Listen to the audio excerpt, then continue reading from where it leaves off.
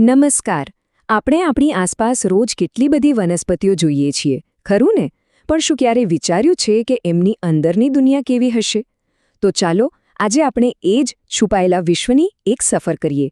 આપણે જોઈશું કે કેવી રીતે એક સામાન્ય દેખાતો છોડ પણ અંદરથી એકદમ જટિલ અને સુવ્યવસ્થિત એન્જિનિયરિંગનો એક અદ્ભુત નમૂનો છે.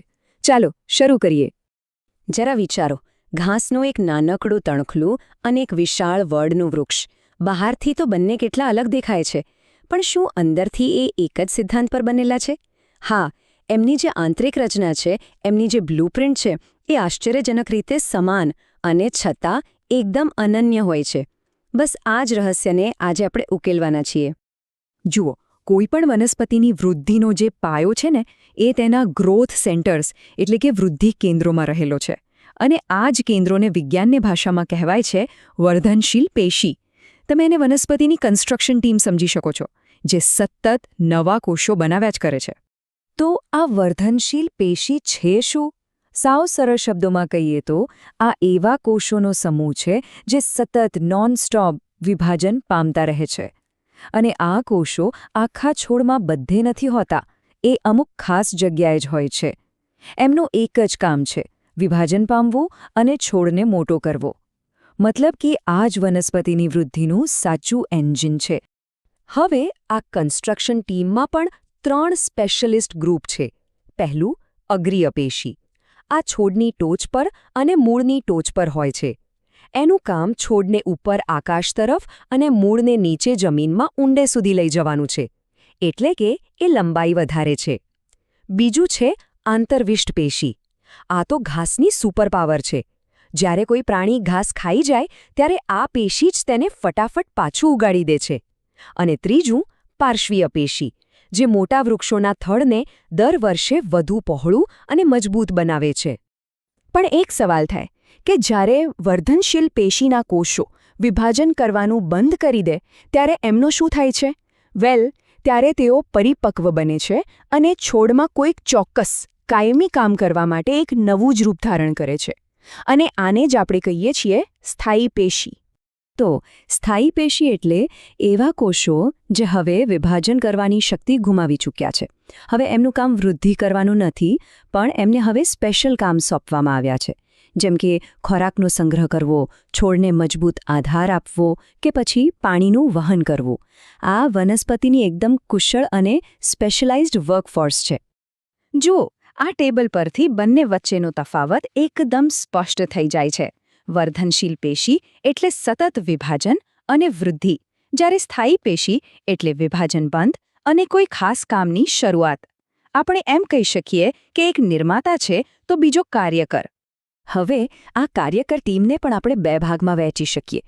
એક છે સરળ પેશી, જેમાં બધા કોષો એક સરખા જ હોય છે અને સાથે મળીને ખોરાકનો સંગ્રહ કે છોડને આધાર આપવા જેવા કામો કરે છે. અને બીજી છે જટિલ પેશી.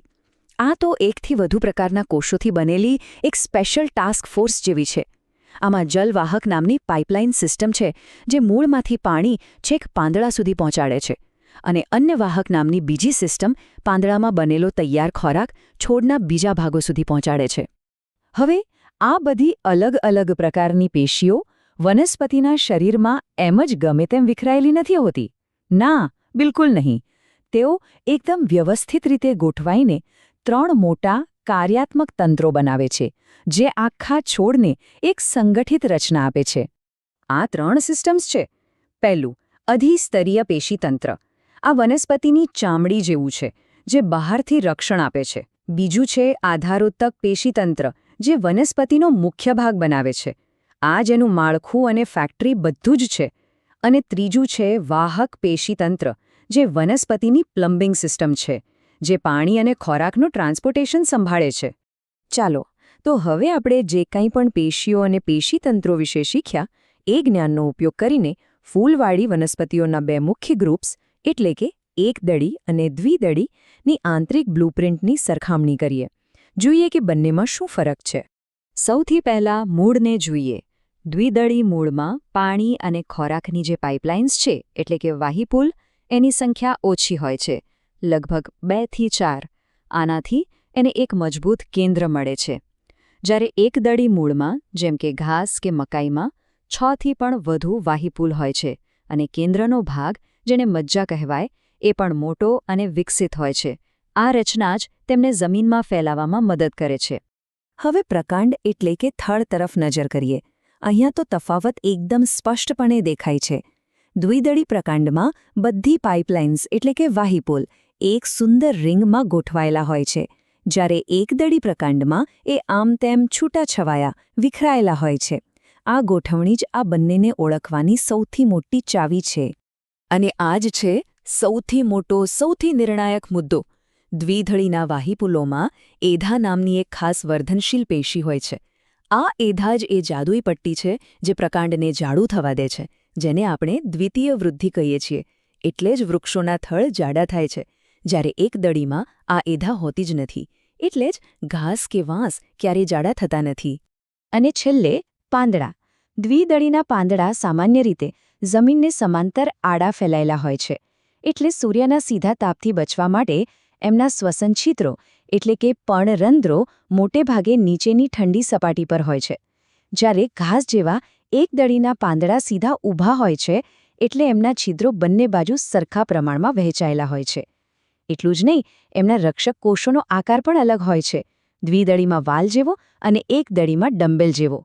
તો આ આખી વાતનો સાર શું છે? સાર એ છે કે વનસ્પતિની આ જે છુપાયેલી આંતરિક રચના છે, એ જ એના દરેક કાર્ય, એની વૃદ્ધિ અને એના અસ્તિત્વનો અસલી પાયો છે. એ કેવી રીતે પાણી શોષશે, કેવી રીતે ટટ્ટાર ઊભી રહેશે અને કેવી રીતે પોતાનો ખોરાક બનાવશે, આ બધું જ એની અંદરની બ્લૂપ્રિન્ટ પર નિર્ભર કરે છે. અને અંતે હું એક વિચારવા જેવા પ્રશ્ન સાથે આ ચર્ચા પૂરી કરીશ. આપણે જાણીએ છીએ કે પર્યાવરણ બદલાઈ રહ્યું છે, પાણીની અછત વધી રહી છે, તાપમાન વધી રહ્યું છે. તો આવા સંજોગોમાં શું લાગે છે, એકદળી અને દ્વિદળીની આ જે અલગ અલગ આંતરિક ડિઝાઇન છે, એમાંથી કઈ ડિઝાઇન ભવિષ્યમાં વધુ સફળ સાબિત થશે? આ પ્રશ્ન આપણને યાદ અપાવે છે કે વનસ્પતિશાસ્ત્ર માત્ર પુસ્તકોનો વિષય નથી, પણ આપણી આસપાસની જીવંત દુનિયાને સમજવાની ચાવી છે.